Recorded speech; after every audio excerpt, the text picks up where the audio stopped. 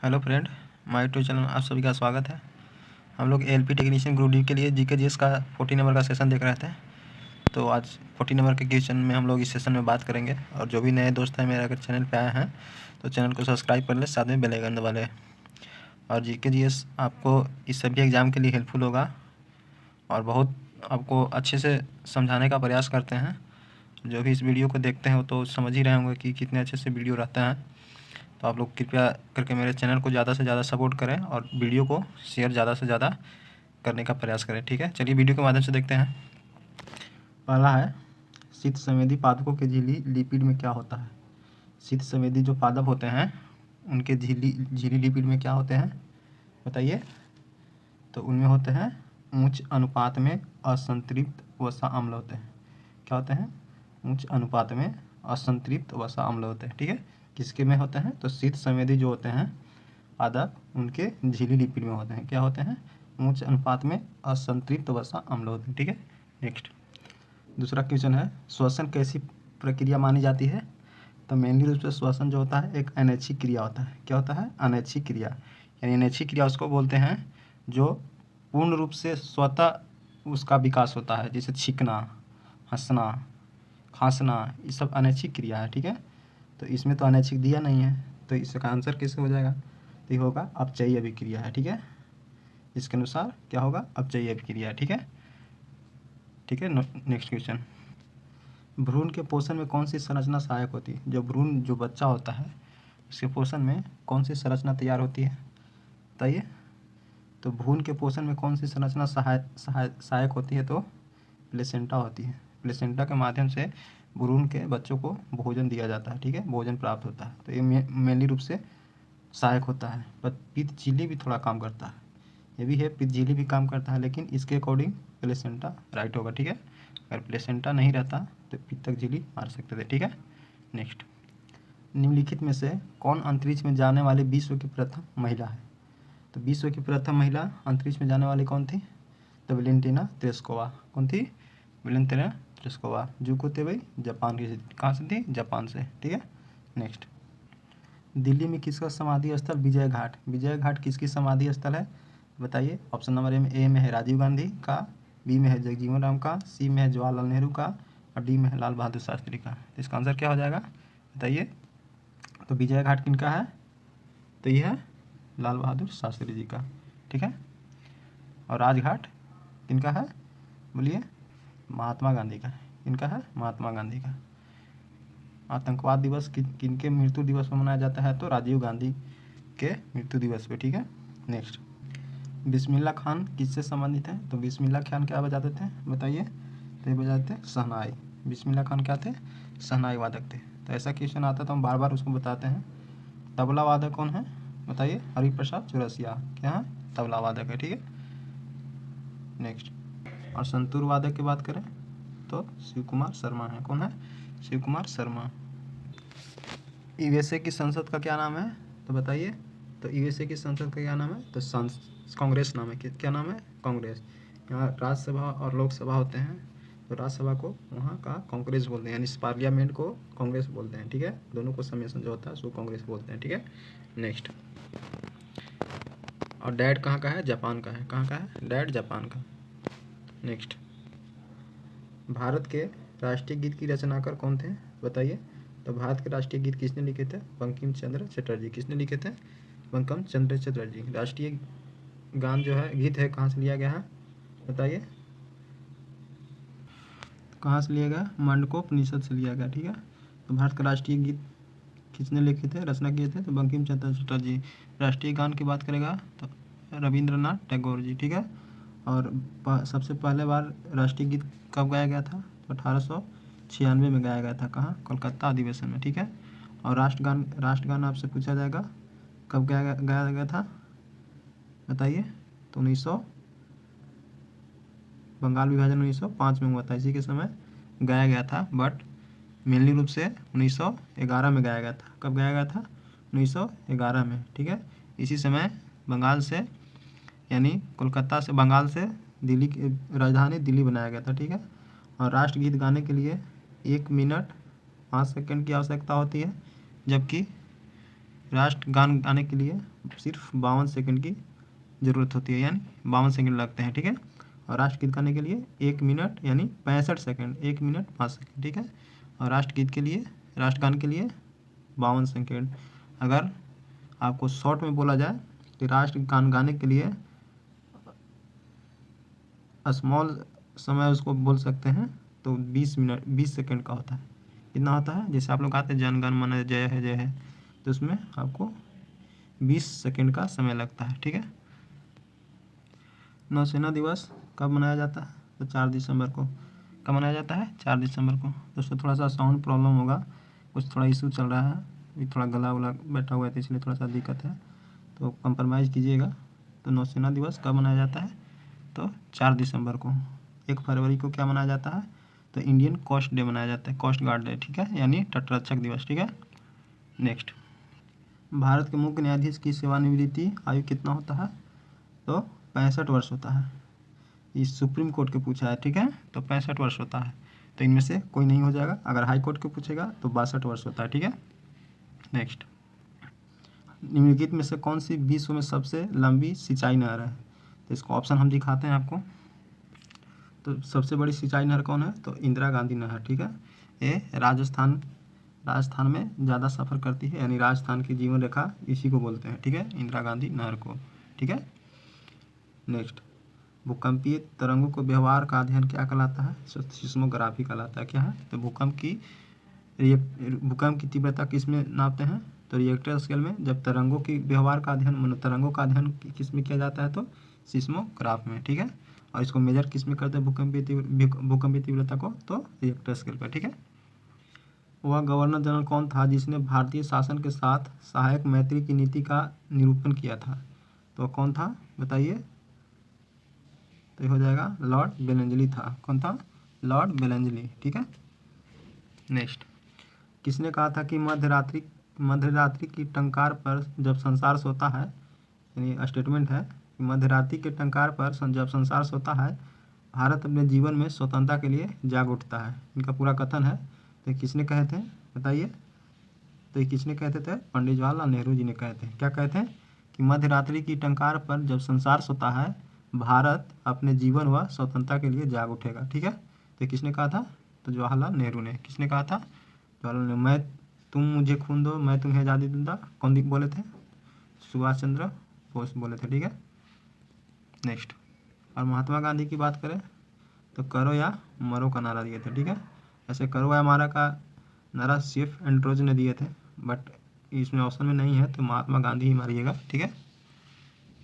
Next, आपको अधिकतर book में मिलेगा महात्मा गांधी ही, लेकिन महात्मा गांधी करो या मारो का नारा नहीं दिए थे, ठीक है, सिर्फ एंड्रोज ने दिए थे, ठीक है।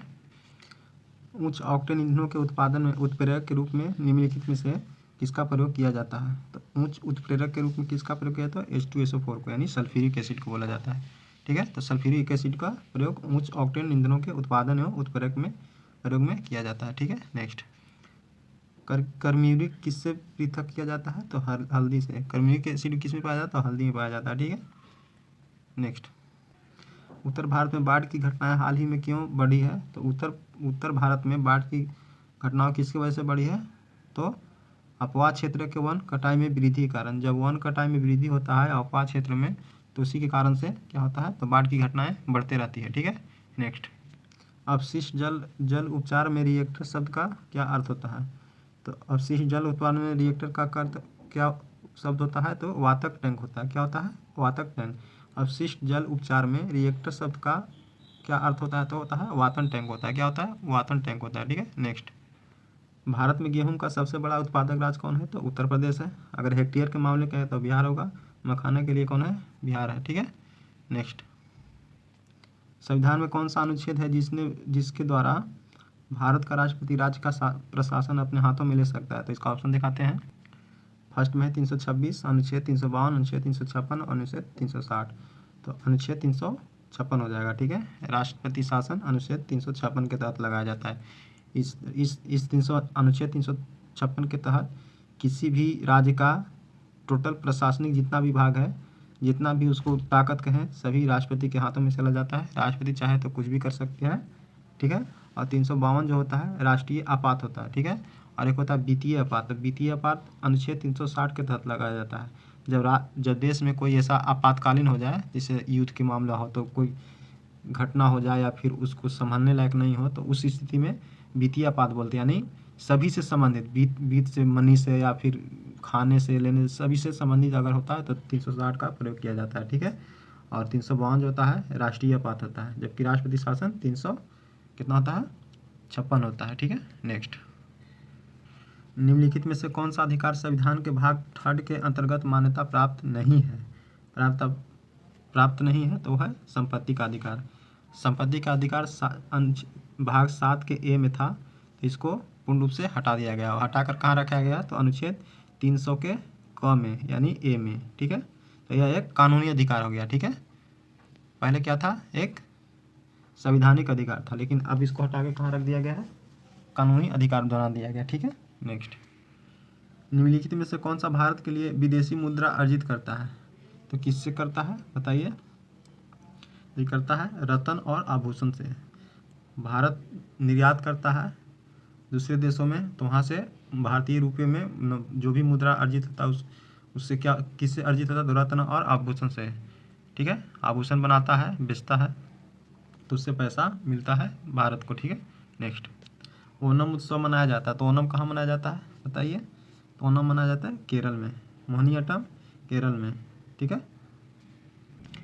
माय फ्रोजेन टर्बुलेंस इन कश्मीर के लेखक कौन है? माय फ्रोजेन टर्बुलेंस इन कश्मीर के लेखक कौन है बताइए? तो ये हैं जगमोहन। कौन है? जगमोहन, ठीक है। तो इनका बुक क्या नाम है? My frozen turbulence in Kashmir. My frozen turbulence इन कश्मीर के लेखक जगमोहन है। कौन है? जगमोहन है, ठीक है। नेक्स्ट, फिल्म से संबंधित किस व्यक्ति को भारत रत्न पुरस्कार जीता गया है? तो फिल्म से संबंधित किस व्यक्ति को भारत रत्न दिया गया है बताइए? तो यह है सत्यजीत रे। किनको दिया गया है? सत्यजीत रे, ठीक है।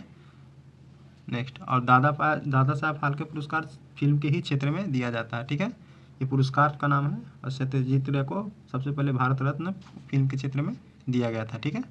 नेक्स्ट, आगा खा कब किस खेल से संबंधित? तो आगा खा खेल किससे है? तो हॉकी से। किससे है? हॉकी से। आगा खा खेल हॉकी से है, ठीक है। शॉर्ट पुट बताइए?